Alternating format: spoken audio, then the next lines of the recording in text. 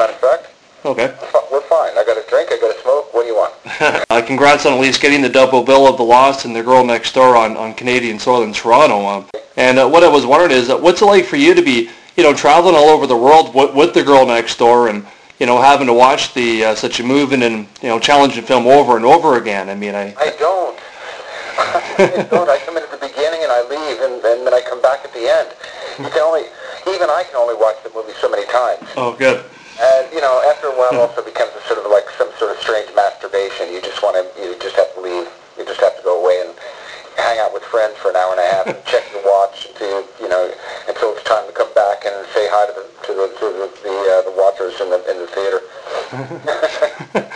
Okay, thanks for the visual. That's an interesting way of looking at it. Yeah.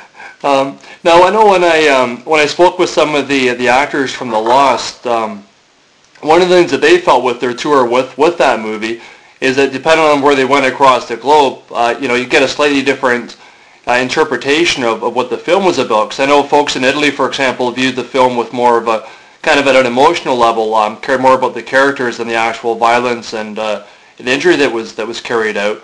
And I was just wondering with both The Lost and now with The Girl Next Door, if you found that the crowd response to be any different as you do tour from place to place and culture to culture.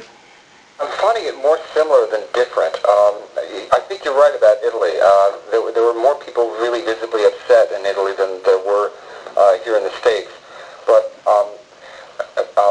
Italians are very emotional.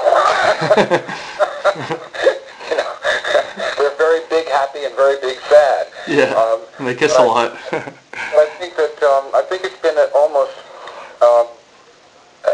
pretty close to almost on a certain kind of line that people either walk out angry at it or moved by it or puzzled as to why the hell they got in there in the first place. Okay. I'm not finding a lot of diversity there. I'm finding sort of a pretty much across the board response. People either love it or hate it. It's a pretty polarizing film. Okay. Yeah, definitely doesn't lead much to guesswork. I think it's pretty strong either way that you look at it. Yeah. One thing I know too, if I was going to say too, Dallas, is that if The Lost, if that's a movie that ended up putting you on the map as an author whose books make for great films, and I'd imagine that The Girl Next Door has probably pretty much cemented that idea. What I wanted to ask you about that is, do you look at your recent success that you've had with the film adaptations as kind of a defining point for your the overall success of your career, or do you think that that success maybe means something else that one wouldn't guess so easily? I'm going to have to digest that for a second. My feeling is that the films are almost peripheral. Yeah, I'm pulling in more cash this year and last year than I did before, and I'm getting certainly more exposure than I did before. But it's really about the work to me, and it's about the books and the prose to me. It's the acceptance of the books, and the books, don't forget, got pretty well esteemed and accepted before any movies were made of any adaptations were made of the books or the stories, and for me it's still that when you're doing a film, that's a collaborative effort, so I can't take real credit for that. I can only take credit for the base on that, and I'm certainly willing to field questions and to promote the movies because I've liked them, and because they've been responsible, good adaptations, I've always thought.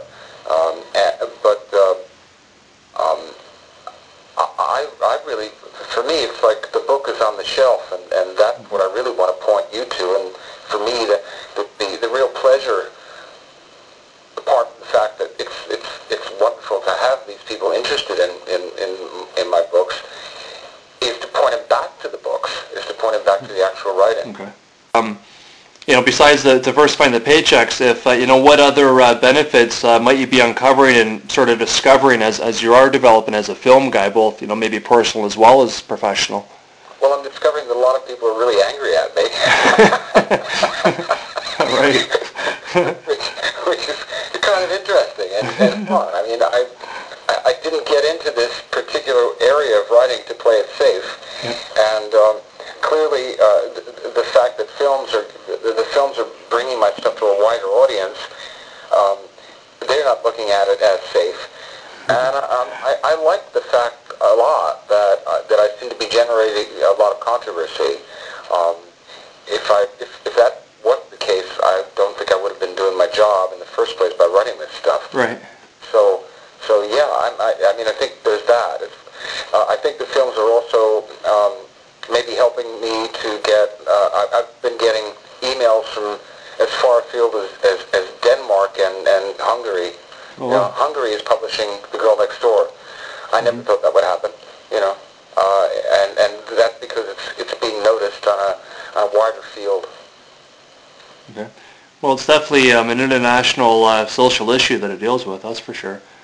Now, do you find that, like, does the film stuff, do you find that it helps to take some, stress off of you as far as, kind of toiling over the next decision to make that next novel, sell even better than the books that came before that? Or, do you find that it gives you a bit of room to sort of breathe as far as not having to, push yourself so hard to get that next novel out? I think that's true. I think it's the latter. Okay. I feel like there's a time to be sitting down at the computer and writing stuff. There's a time to be striking this particular fire, and this particular fire is getting my name out there, and it's getting people to know me, in a more worldwide way. And so I feel perfectly okay with basically taking a year off and doing nothing but very little, but promoting these projects that other people have made of my stuff. I have managed to get off a few things. I've got a new book coming out from Bloodletting Press, which is a book of memoir. And I never thought way back when that I would ever be called upon to have a contract for a book of memoir. That's lovely, and I can segue these smaller pieces into. I can fit those smaller pieces into the larger profile of actually promoting this stuff this particular year. I'd like to try by the middle of this year, by the middle of '08, to get a little bit out of the fray and more back into the actual writing, because that's what I'm here to do. Okay. No, I think, speaking of the writing itself, I think a lot of people would probably agree that, having even just one great mentor, in your corner as you're going along with the writing, especially when you're first starting out and, even through some of the tougher periods, that something like, having a mentor can go a long way when you are first struggling to learn how to do it so well. If I could ask, who are some of your most trusted mentors as a writer, and, have they been altered much at all now that you are also more into the movie end of things? Well, my first mentor was Robert Bloch. Mm-hmm. And without him, I wouldn't be doing this. And before him, there was my English teacher who sent me to Robert Bloch, who basically threw me that assignment saying, write to your favorite writer and see if he writes back. And of course, Bob did. And then there's been Stephen King. Mm-hmm. And Stephen has been amazing. Pretty much every time he gets a chance, he throws a word in for me somewhere. I certainly don't think that I would have been noticed nearly as quickly without Stephen, because Stephen has this amazing, huge bully pulpit that even Bob didn't have, because Bob was basically only known by the fans of the genre. If you say Robert Bloch to people who don't know horror, you have to say, okay, he wrote Psycho. But if you say Stephen King, everybody goes, oh, hi. Yeah, I know that name. So Stephen has been amazing over the course of time, and I think he's been instrumental in getting me into a lot of foreign contracts, and his and just getting me sort of noticed in general. Did that answer that? Yeah, I think pretty much. So you found though that now that you are more kind of into the movie end of the things a little bit, then that your mentors haven't really changed all that much. Do you find that you're still the writer? Not at all. I wouldn't call any of these guys mentors. What I've been lucky enough is to have film people who really care about the material, who I suppose in a way are mentors, because you've got Chris Sivertson sending me 3 versions of the first film script, and I've had input on all three of the films that I suppose I wouldn't have had. I don't suppose many people have that. So in a way, they're mentors because they're shepherding the films into the right direction. They're shepherding the films into the kind of films that I can be proud of. Okay. And I think that's been true of all three of them. I haven't seen the finished product of Red yet, but I have really good feelings about that as well because they also seem to be in my corner, if you will, okay, in terms of like trying to get the material down responsibly and well. Okay. Now, besides Red, which definitely is is an adaptation that I personally can't wait to see, as I mentioned to you before, it's listed, I know right now on the IMDb website as being in post-production. But besides that one, what other book to film adaptations are you able to divulge details to us about? Well, if there's much that you can. Luckily, he has an option on my screenplay for The Passenger. Okay. And hopefully he'll do that because I'd love to see him, finish that project. I think he'd be great for it. We've already talked about structure and design, and I'm behind that. My friend, I'm blanking on his name. Why am I doing this? Because I've been probably heading in too many scratches. Alan DiFiore has an option on Joyride, and I've seen his first draft script, and that's quite good. Again, it's real faithful to the book. Alan, I've known Alan since, oh good God, since British Columbia, since Muscogee Island. We were hippies together in Muscogee Island, and at that time he wasn't even much writing except for a short story here and there. So he's become a very major television writer in Canada, and he did a really neat script on this, and he was shopping it around to some interest until the damn writer's strike hit. So I don't know what's going to come with that. Another reason to hate what's going on with that. Another reason to hate that, yeah. Also, Phil Nutman, who did co-wrote the Girl Next Door, has an option on Crossings, my horror western. And again, when the writer's strike hit, he was about halfway through a script for that. So we'll see how that goes. Okay. So there's stuff out there. Okay, it sounds like it's just kind of being snagged up on the red tape of politics here for the time being. Yeah. Yep. So, now, is there anything from your body of literary work that that you think that you would most enjoy seeing on the big screen that maybe hasn't already been optioned or made into film yet? Sure, Only Child. Okay. I'm talking to some people about that, but it's never been optioned, and I think it'd be a really good film. And again, it's a true crime-based thing. It's I think pretty responsible. It's pretty strong. It was based loosely on a case that I saw on an HBO segment of American Crime, I believe it was called. Okay. What it was called exactly. Lee Grant directed it, and it was about women in prison and why they got there. And this one was a particularly gruesome, silly story. She shouldn't have been in prison. She was trying to protect her kid. And so I wrote that, and I think that would be a neat film. Also, there's been a couple of nibbles at hide and seek lately, and hide and seek I think is sort of a pretty cinematic piece. It's pretty linear, and it's got some really great parts for actors in it. I think that would work. Okay. Who would you maybe see kind of in your mind's eye as being leads for either of those films? I don't think about things that way. I just don't. Because I have images of what their faces look like in my brain. Yeah. They're none of them actors. The only time I've ever had the experience of having an actor in my brain when I was actually writing a book or writing a script was Clint Eastwood for Red. Okay. I said to myself, what if they shot Clint Eastwood's dog?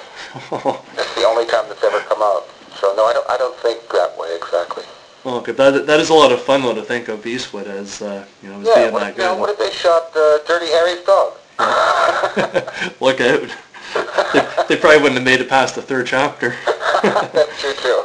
But Clint had that gravitas, that he's got that chiseled, wonderful face, And you can always see him in almost all of his roles, in one way or another, just insisting on justice. And that's what the old man does in Red. He insists on justice. And by the way, I think Brian Cox nailed that part. Clint Eastwood, he's not Clint Eastwood, but he's certainly Brian Cox, and he brought a whole lot of dignity and strength to that. Well, you know, if he's nobody's Clint Eastwood but Clint Eastwood, but right, you know, as if I didn't want to see. Brian really nailed it. Okay. Well, I definitely can't wait to check that one out at a later date. Mm-hmm.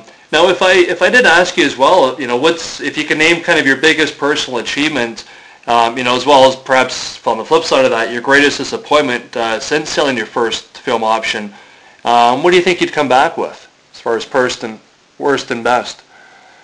Wow. You don't fuck around, do you, Rich? Let's see. You can feel free to tell me to go to hell if you don't want to answer any of these questions, okay. but... Probably my... Oh, man. I don't know if I'm going to get in trouble for this or not. We'll find out later. I think the silliest thing I've ever done as a writer is to sign off... Okay. I better not say that. That will probably just put me in deep shit at some point. Well, I had a feeling you kind of mentioned that, but I can... You and I think that's true. Yeah. Yeah, this guy hasn't got a clue. Best. My favorite moments have been a couple, and they've all been between me and me. And it's all been finishing something. So finishing something that I felt was really right on there. Okay. I remember finishing Red and knowing that I had nailed that as best I could ever possibly have nailed it. And often the endings of books, cover. I felt like I really nailed the end of cover. The beginning and the end and all of the middle of The Girl Next Door, I felt like I was almost taking dictation doing The Girl Next Door. And Red was a little like that too. You know, those are really magical moments, and you have them in short stories, and you have them in books, and sometimes you just don't. Sometimes you're just writing a thing, and it's good, and it's, you know, it's fun, and you're having a good time. But every now and then you feel the real magic is that you've actually given this your utterly best shot, and you can look back at it when you finish it and say, yeah, I'll stand behind that one 100%. You know. Okay. That's the best. Okay, very cool. Now I know, you know, speaking about the actual, you know, craft worst moment? Yeah. The cover of the original Girl Next Door. The cheerleader. Okay. When I got that in the mail, I just went, oh, fuck. Yeah, if that didn't give the wrong impression, and there's a few people that find, you know, the cover of the DVD to be not up to their standards. I mean, the original cover to the cheerleader was... they should check that out if they think that, At least they took the pom-poms away from her. Yeah. Jeez. Actually, I like the DVD cover. I think it's nice. Yeah. It's real nice. I was a little bit worried when I saw the original promo one for it, the one that I originally got from the Modern Cine Group, that says on the bottom, based on a true story. I see that they've switched that to the one that's on the movie shelves to inspired by, and I thought that was good. I went to the wall on that one. Oh, that's good. You cannot call this based on. Good. It's got to be inspired by. Yeah. Yep. Yeah. Because I know actually even recently, while on that message board, that's one of the things that I replied to rather in your guest book, was somebody made that fact or that assumption that it was something that was strictly inspired by, etc. And I thank you for that. That's quite right. Yeah. So that's good. Yeah, I just wanted to make sure that was true too, because I hadn't seen that anywhere else except for the original promo poster that I actually had in front of me. They wanted it all over the place. Yeah. You know, I mean, that's La La Land for you every now and then. You know, they just, you know, and I said, no, you can't. You simply can't do that because it's not based on. It's based on a novel which is inspired by. Yeah. You know, so it's like 2 generations removed already. So you can't put based on your DVD cover. Yeah. Well, I think that would be court material if they did that because that's simply not true. Yeah. Being known as the guy who, you know, doesn't exactly write happy stories by any stretch of the imagination, when the work's done and, you know, demons are kind of subdued for another day, What do you find, like, what's left that actually scares you more than anything else is, as you walk down your city streets as, just a regular guy who happens to write dark tales for a living? I'm not scared by much, luckily. I mean, I live in a fairly safe area in Manhattan. So nothing on a daily basis tends to scare me much. Okay. I'm disturbed, sure. I mean, I'm disturbed every time I turn on the news or I look at the AOL boards and I see, this or that person doing this or that to somebody else, some kid getting tortured in the basement. That happens on a pretty damn daily basis, and it's disturbing in that I wrote that now. That's basically, that story's out of me. Yeah. And it's now sort of in the general public's purview. They can take from it what they want or not, but it's still going on and on and on. I pretty much said what I have to say about it. Yeah. Still, it's going to be there. It's going to be there until the day I die, and I would prefer it weren't, but it is, and it's just a fact of life. People will be doing awful things to kids for the rest of my life, and way beyond that. Mm-hmm. If I can make a teeny dent in that, or make some sort of at least even just talk about it, seems like a good thing to do. I don't know. Absolutely, and it sounds like you guys are achieving that, especially going from one of Phil's most recent blogs that he put out there actually on his MySpace, I think it was. Yeah. I think that's where I saw it. It was pretty awesome. Some of the people, I guess they came up to both you and him at one of the festivals and kind of made a bit of a confession and thanked you guys for making a huge difference. So it sounds like it's. Told me that was pretty neat. Every now and then I'll get little mini confessions like that. Sometimes it's much smaller scale. I have a couple of guys come up to me at conventions and say, "Look, I didn't read until I read Off Season. Yeah. I really didn't. Somebody said you got to read this book, and I didn't read anything unless it was something I had to read for high school. And I read Off Season. Now I'm a reader. Well, that's you can't get better than that with a writer. Right? Yeah. That's what a writer wants to do, is to turn you onto more and more books, his own plus everybody else's. Because we're all in this because we started to love reading in the first place. Yeah. And it's not a lost art, but it's an art that needs protecting. Yeah, absolutely. And it kind of, you hear confessions like that, and it kind of waters down the people that you end up pissing off along the way, huh? I don't give a shit if I piss people off. I don't care. Yeah. I hope if I piss them off, I piss them off for the right reasons and they're the right people to be pissed off.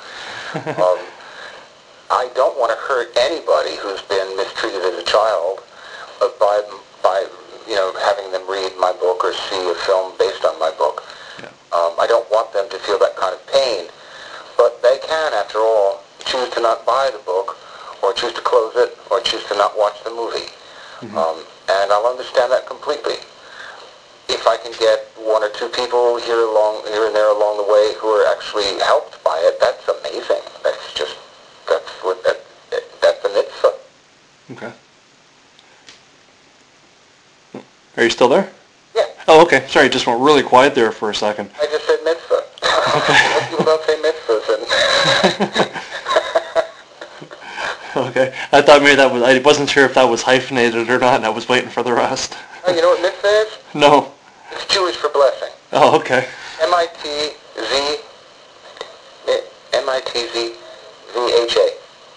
Mitzvah. Oh, okay. A-H. As in bar mitzvah. Mitzvah, as in bar mitzvah, yeah. Okay, gotcha. Okay, I just needed an association to it. So, okay, now here's a question for you. If I was just kind of walking around the streets in New York and bumped into you and we had a drink, what have you, and we ended up going back to your place after, getting a tour of your place, what do you think that we'd be most surprised to come across or to see along the way of your tour? In my apartment? Yes. You'd probably be surprised to see a lot of early American furniture. A lot of stuff that really doesn't look very scary at all. It's kind of sweet. I've got an old pie chest and an old cupboard. Paul and I both tend to like early American stuff. So interspersed between the horror awards and the ugly stuff and the strange sort of like really twisted Santa Claus that I've got hanging around on my wall. Okay. And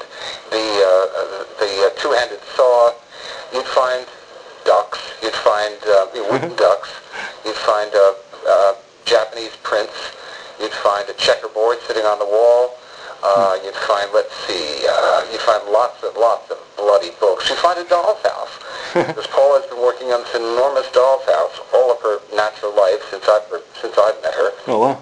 Which is a replica of the Aldrich house in Providence, Rhode Island, the Aldrich mansion. And she's been doing that for a long, long time. What else did you find would be surprising? You'd find that the cat the house is basically organized around 4 cats. Agencies. Let's see, what else? Oh, you'd find lots of cooking stuff, because I cook. Okay. Yeah. You'd find a whole kitchen full of cooking stuff. What's the meal that you always go back to cooking for yourself when the most often that you find? My soul food is lentil soup, German-style lentil soup. And whenever I feel like depressed, I make the lentil soup because it goes back to my great-great-grandmother's lentil soup in Germany. Okay. So kind of a quick time warp travel meal. That's good. That's a good question. Nobody's ever asked me that, dude. Okay. Well, thanks so much, Dallas, for basically playing the 12 or the 13 terrible questions for Jack Ketchum here, which I think ended up being a few more on top of that. I don't know, was there anything extra that you wanted to kind of plug as far as, stuff that we can maybe expect from you craft-wise or expect from you physically and cons? We talked about the memoir book, which is good. Yeah. There's also, good God, I mean, someday before I die, Broken on the Wheel of Sex is going to come out, which you've probably been promoting since, 2005. Yeah. Joyride is coming out soon from CD. I have to deal with Gauntlet to do the last basic major book, which isn't in print yet, which is The Only Child, and that's coming out soon. I've got art on that. Okay. So by the end of this year, pretty much all my major stuff is going to be back in print somewhere, which is pretty cool. Okay. Yeah. That is really cool. And I mean, like you said, I guess it goes hand in hand with the prolific status that the movie stuff has put you up to. It definitely comes back and helps with the books, it sounds like. Oh, absolutely. And when you consider that back in, 10 years ago, 15 years ago, yeah. I was lucky to get a book on the shelf for 6 months. This is pretty cool. So. Yeah. And that's actually, because I know, it was a pretty awesome thing, too, when, they just started in, I think it was Germany, wasn't it, where they basically did the reissue a couple of years ago of The Girl Next Door? Mm-hmm. I remember it was somewhere out there in Europe. And Germany has The Girl Next Door. They also have off-seasons out, too. Oh, okay. Yep. Okay. I don't think I've seen the off-season cover yet. It's very close to the original cover that never got used. It's a hand, sort of severed arm. Oh, okay. It looks very, very much like the original cover that Ballantyne refused to use because it got scared. Yeah, it's neat. Okay. Neat cover. Did you get what you wanted, Richard? Absolutely, and I find that with our interviews, I usually end up getting a little bit more than what I bargained for, so thanks for that. Well, that's good. That's excellent.